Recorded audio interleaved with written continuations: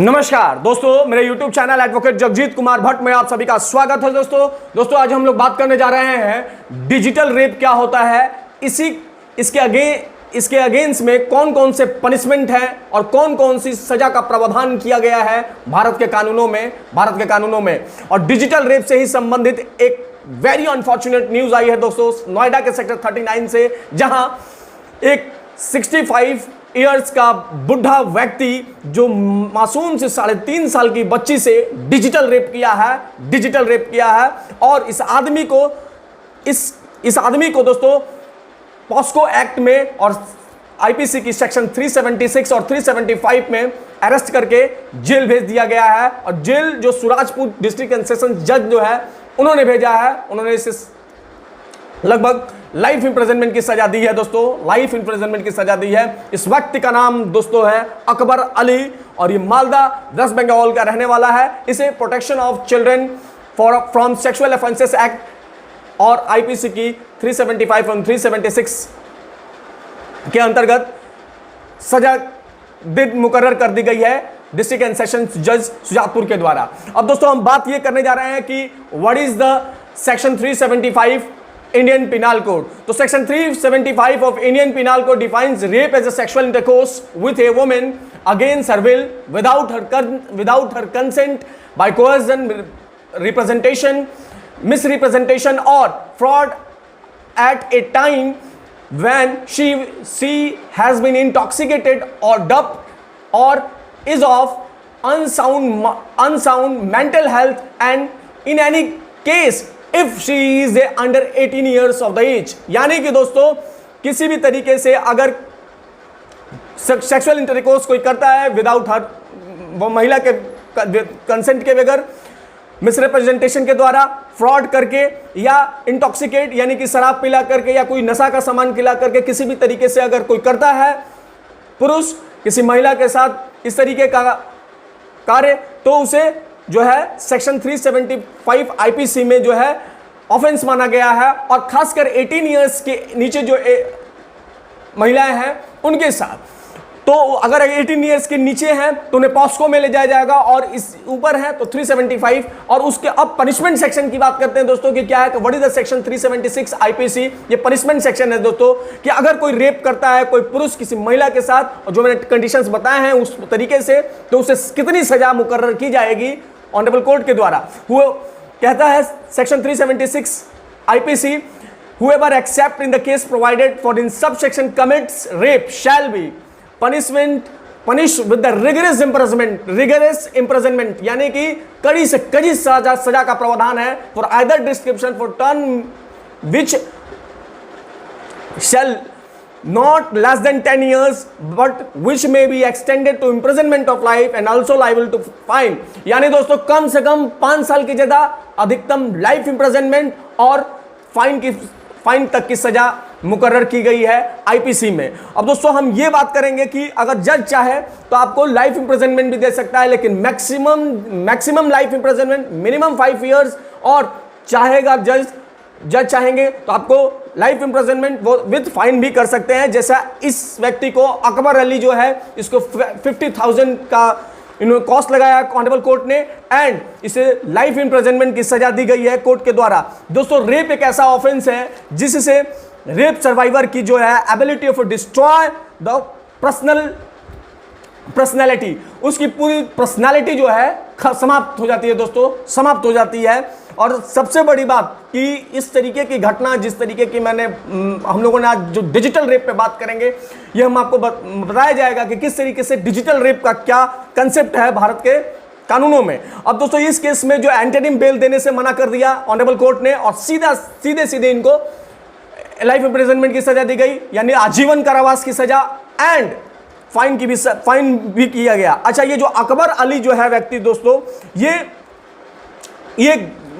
Noida sector 39 में जब आया था तो ये अपनी मैरिड डॉटर के पास आया था, और वहीं पे एक पड़ोस में रहने वाले बच्चे को चॉकलेट देकर के बुलाता है और बुलाने के बाद दोस्तों उसका डिजिटल रेप करता है। डिजिटल, ये बहुत ही वहशी और दरिंदा टाइप का व्यक्ति है, बहुत ही वहशी और दरिंदा टाइप का व्यक्ति है, जिसने एक छोटी सी 3.5 साल की मासूम बच्ची के साथ डिजिटल रेप किया दोस्तों, डिजिटल रेप किया। और हम अब बात करने जा रहे हैं दोस्तों कि बाद में तो बच्चे के जो पेरेंट्स हैं उन्होंने पुलिस में कंप्लेन किया, इसका रिटर्न कंप्लेन किया। तो जब बच्चे का मेडिकल एग्जामिनेशन हुआ तो वहां कंफर्म हो गया कि रेप हुआ है, कंफर्म हो गया कि रेप हुआ है। अब दोस्तों सबसे बड़ा सवाल है कि डिजिटल रेप क्या होता है। दोस्तों कई लोग ऐसा सोच रहे होंगे कि डिजिटल रेप का मतलब कोई साइबर क्राइम है या डिजिटली या वर्चुअली रूप से सेक्सुअल असॉल्ट करना जो है डिजिटल रेप होता है, लेकिन नहीं दोस्तों, बिल्कुल गलत है। ये डिजिटल रेप का मीन्स होता है दोस्तों, it is an act of A forceful penetration of the fingers and toes without consent, यानी कि कंसेंट के बिना फिंगर्स एंड टोज का फोर्सफुल पेनेट्रेशन को डिजिटल रेप कहा जाता है, डिजिटल रेप कहा जाता है। दोस्तों अब आप सभी समझ गए होंगे कि मैं क्या कहना चाहता हूं कि डिजिटल रेप क्या होता है। वैसे दोस्तों डिजिटल रेप का अगर डिजिटल डिजिट का मतलब इंग्लिश में होता है दोस्तों टॉय, फिंगर, थंब, इसलिए इसे डिजिटल रेप कहते हैं, डिजिटल रेप कहते हैं। अब आप समझ गए होंगे दोस्तों, the term digital rape is a comparatively new word, not rape. Digital rape एक नया वर्ड है दोस्तों जिसे इंट्रोड्यूस किया गया, जैसा कि आप सभी जानते होंगे।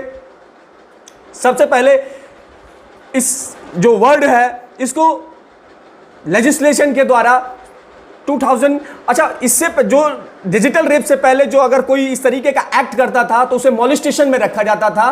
और इससे सबसे पहले जो मैं बता रहा था आपको दोस्तों कि डिजिटल रेप को कब पॉइंट किया गया, तो आप जानते होंगे कि साल 2012 में निर्भया केस के विषय में आप लोग सभी जानते होंगे। और इस केस में, इसी केस के इंसिडेंट में जस्टिस जीएस वर्मा कमेटी जो सेटअप की गई थी और जस्टिस जीएस वर्मा कमेटी ने अपनी एक रिपोर्ट दी थी और रिपोर्ट के बाद जो है पार्लियामेंट ने भारत के क्रिमिनल लॉज में बड़े संशोधन किए थे और उसी समय सबसे पहली बार डिजिटल रेप के विषय में बतलाया गया। अब दोस्तों जो डिजिटल रेप है वो डिजिटल रेप उसी सेक्शंस में ट्रीट किए जाते हैं जैसे सेक्शन 375 मैंने आपको पढ़ के सुनाया। वो डिजिटल रेप में उतनी ही सजा का प्रावधान है जो रेप में प्रावधान है। और ये डिजिटल रेप जो है दोस्तों, मैंने जैसा कि आपको बताया कि it is an act of A forceful penetration of the fingers and toes without the consent, तो उसको उतना ही प्रावधान है जितना एक रेप व्यक्ति करता है उतना। और सबसे बड़ी बात दोस्तों, जब ये कानून नहीं था तो लोगों को उसमें मॉलेस्टेशन में जो है मॉलेस्टेशन में एफआईआर फाइल की जाती थी। और अब जो है इस तरीके का डिजिटल रेप कोई करता है तो रेप में होता है। अब दोस्तों हम बात करते हैं कि डिजिटल रेप के लॉज में संशोधन क्यों डिजिटल रेप को लाया गया। क्योंकि कोई भी कानून तब लाया जाता है किसी देश के अंदर दोस्तों या किसी भी समाज के अंदर, जो गवर्नमेंट है तब लाती है जब वैसी घटनाएं देखने को मिलती हैं। तो ऐसी ही घटना दोस्तों देखने को मिली थी दिल्ली में। एक ऑटो ड्राइवर ने एक 60 साल की महिला को पेनिट्रेट कर दिया था रॉड से। उसके बाद से उस समय कानून नहीं था कि इसे रेप नहीं माना जाता था, मॉलेस्टेशन में सजा दी जाती थी। You are not be convicted the section 375 and 376 and. और उसके बाद 2012 में भी एक और घटना हुई दोस्तों। बहुत सारी घटनाएं हुई, लेकिन इन घटनाओं का जिक्र इसलिए क्योंकि ये घटनाएं हो रही थी तो ऑनरेबल कोर्ट की किस तरीके से एक छोटी सी 2 साल की बच्ची थी, उसके ही पिता ने उसको जो है पेनिट्रेट किया। तो बाद में जब बच्ची हॉस्पिटल में गई तो जो फिजिशियन है उन्होंने बताया कि यहाँ रेप की घटना ही नहीं हुई है, बट जो वेंजाइनल पार्ट था वो ब्रस्ट कर चुका था। तो बाद में पता चला कि कोई ऐसे पॉइजन पार्टिकल टाइप पॉइजन ऐसा कोई पेनिट्रेट कर दिया था जिसकी वजह से ये हो गया था। तो ये सारी घटनाओं को देखते हुए कि ऑनरेबल कोर्ट जो थी ये अगर आप देखेंगे दोस्तों को इन दोनों ही केसेस में जो दोनों व्यक्तियों को सजा दी गई वो मॉलेस्टेशन में सजा दी गई, न कि रेप में दी गई।